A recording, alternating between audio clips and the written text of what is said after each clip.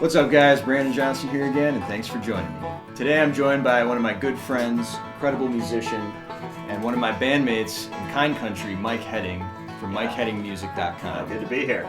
It's great to have you here, and we're going to be covering some basic concepts that we've kind of acquired over our many years of playing this bluegrass style of music. We were chatting at band practice, right? And Yeah. I know I had some questions about how to transition from backup to your solo, and how to get successfully out of your solo into backup. And Yep. Brandon said, hey, I've actually had a couple of those same questions. So we Yep. thought it'd be perfect. You can't really demonstrate lead and backup by yourself, right? So you need another musical partner to help. So that's where we're going to work on this one together. Yeah, and we're going to cover that, and we're going to cover 9-pound hammer. We're going to kind of use that as an example. So hopefully this helps you out, and I hope you enjoy this one. Let's check it out. Yeah. The tune we chose to illustrate this topic is the classic bluegrass song 9-Pound Hammer. And this is a really good one because it uses the 3 standard chords, the 1, 4, and 5 in whatever key you're playing in. And it has basically an 8-measure phrase that gets repeated over and over again. So it gives you a lot of chances to get into your solo and get out of your solo and get back into backup and get into your solo. This is a really good one. It's a jam standard. You're definitely going to come across this tune if you've been going to some jam sessions. Generally, 9-pound hammers, I think it's played usually in the key of A, although I've heard Either in other A or keys, G, but probably. you're in the G position. I mean, on guitar, you're in the G Yeah, position. well, actually, same with banjo. Yeah. So we both got our cheaters on capo too, right? Yeah. Yep. Yeah. So 9-pound hammer is a 1-4-5 chord progression, generally. Your chords are A, D, and E. If you're capo 2, that's going to be a G shape, a C shape, and a D shape. So it's really important to know not only the capo chords, but it's also, I always tell my students, it's really important to know the real chords. Yeah. Because if you yell G to a bass player or a fiddle player, that's not going to help them at all. Right. So I always say it's the responsibility of the person with the capo to know the real chords. Yeah. So the real chords, again, are A, D, and E. And our capo chords are G, C, and D. We're probably going to call the capo chords when we call the song. So let's just play through it really slowly, okay? So here we go. 1, 2, ready, go. G, C,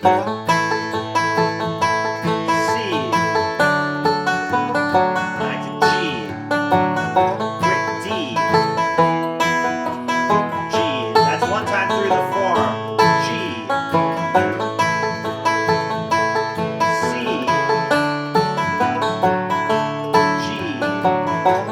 quick D.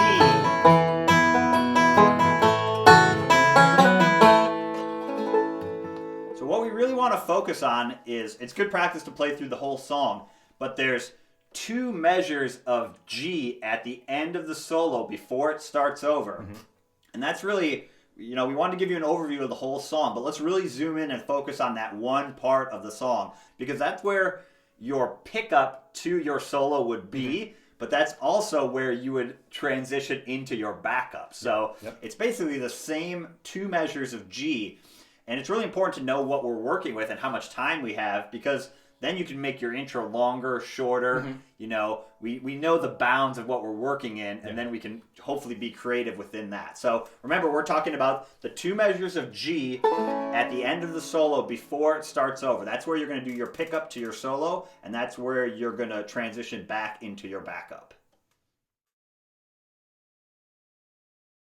1, 2, 3, 4, 2, 2, 3, 4.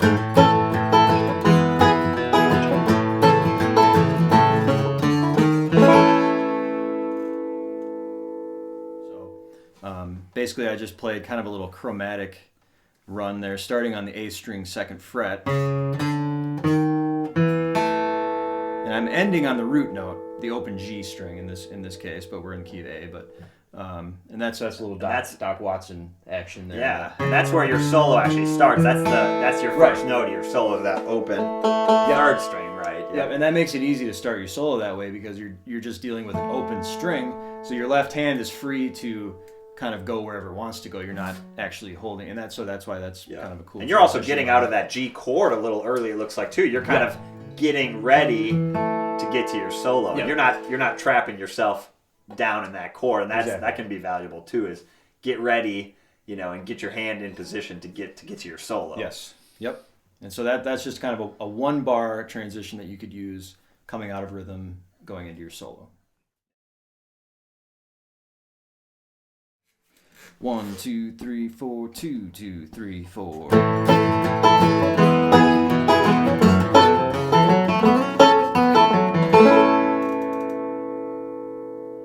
So the second run I did was, again, another kind of Doc Watson influenced run, but we're starting on the low E string this time.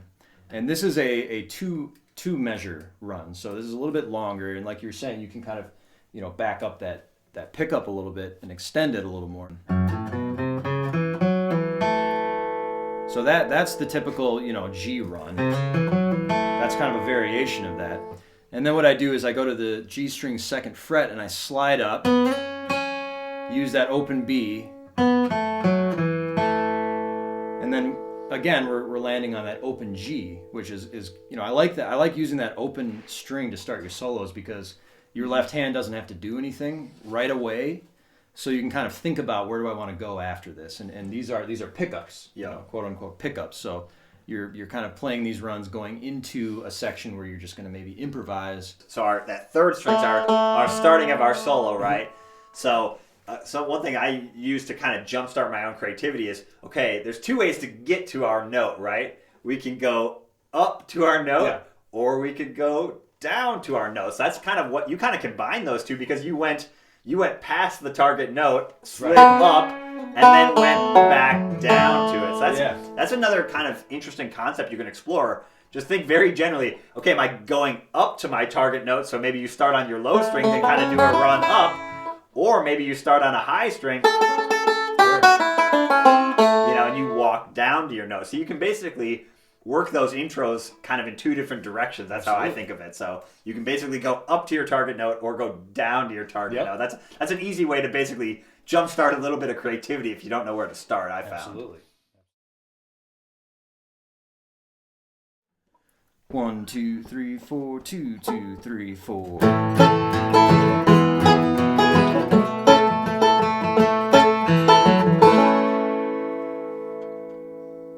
So the third transition run that I did here, again, we're utilizing the open strings, and like you said, the target note. Yeah. And in this case, the target note is the root note, and that's kind of the easy. Yeah, that's very no-brainer. Yeah, very common. To go to the root, and I think it helps the other musicians too, and just get everybody on the same page. But again, with this 3rd transition run, we're sliding up here from the 2nd fret to the 5th fret D, and kind of using that string underneath it. So I'm going down, down, up. And you're kind of letting that 5th fret D ring a little longer. So that's classic. So where does that come from? Do you have any idea? I have no idea. So that's a fiddle bowing technique. Okay. Yep,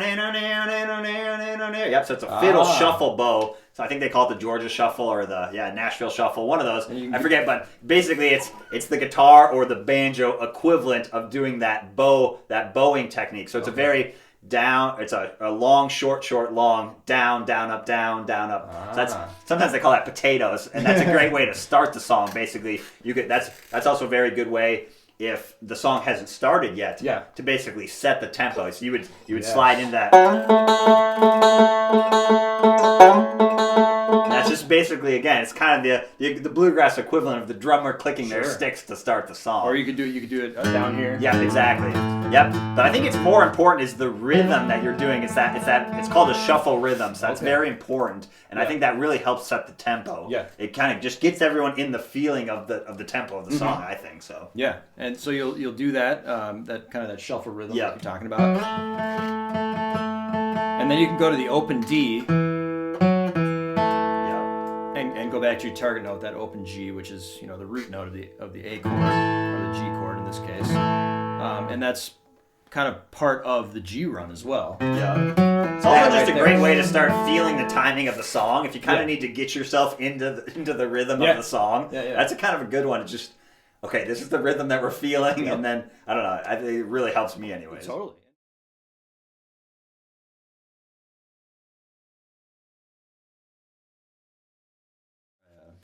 One, two, three, four, 2, 2, 3, 4.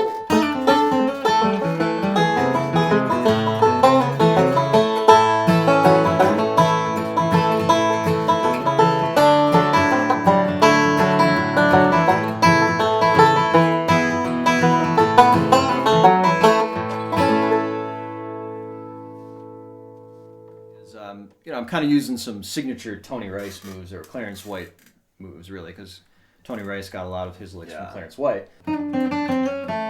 So I'm using that second fret B to first fret B as a pull-off. Yeah, that's I think they call that the blue note, The right? blue note, Yeah, right. And you can bend that, but basically what I'm doing there is doing a pull-off, and then with my ring finger landing on the G string 3rd fret, and then again another half. So Tony Rice uses a lot of half steps. Yeah. I mean, a lot of players do, but and then from there you're sliding from your 3rd fret G to your 4th fret G. Yeah, And so I I do back that to same your lick a open. lot.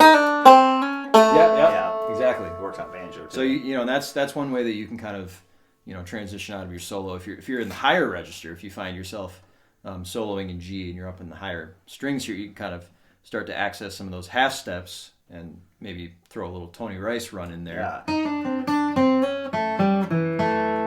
And again, we're kind of covering some of the same concepts here, like the open G, ringing out. That's a real nice go-to when you're soloing kind of in a bluegrass style, is that open G. And then from there, you can just throw in the standard G run, or something like that. And again, these are the same notes, so you're landing on the root note of the key of the chord of the key that you're playing in.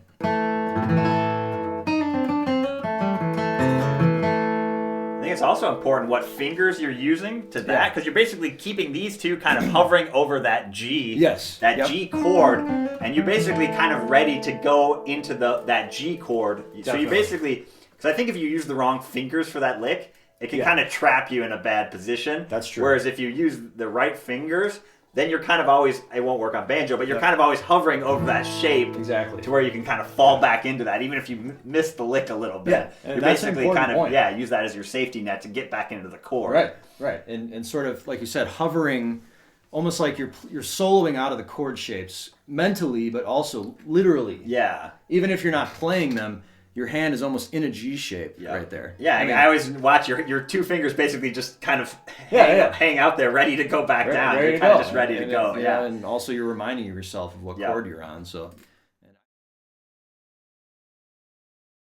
2, 3, 4, 2, 2, 3, 4.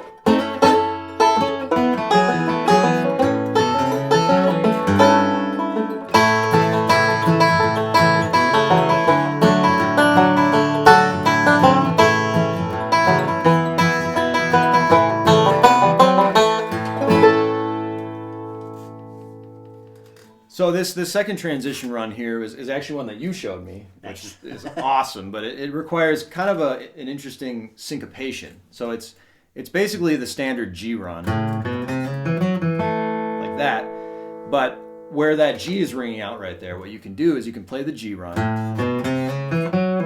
and then quickly, while that G is ringing out, you can play that first fret low E, which would be like an F or an F position. Flatted 7th note, which really bluesy. Yeah, really bluesy. A lot of tension. That sound of the G and them ringing together, it creates that tension, and then you get back into your rhythm, and it's that tension release concept. This is a pretty bluesy song, so I wouldn't do this on every song. Right.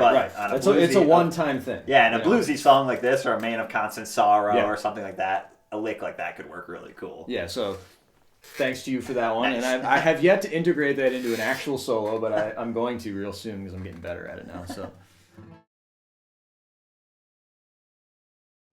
another thing too is when you're coming out of a solo, and I've seen Tony do this and other pickers do this too, but when you come out of your solo, maybe you can kind of emphasize that first chord when you're going into rhythm. Yeah.